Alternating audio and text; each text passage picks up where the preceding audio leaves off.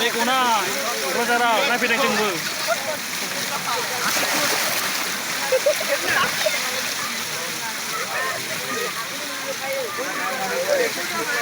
Ini nak kawan cerah ni, jom.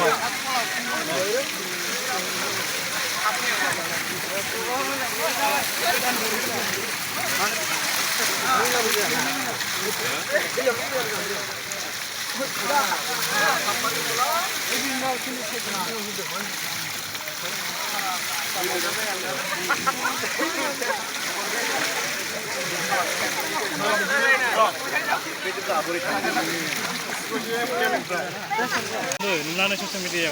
Arlo dua mabani mana mulai? Bengkol. Kalari ni. Guru ni pura.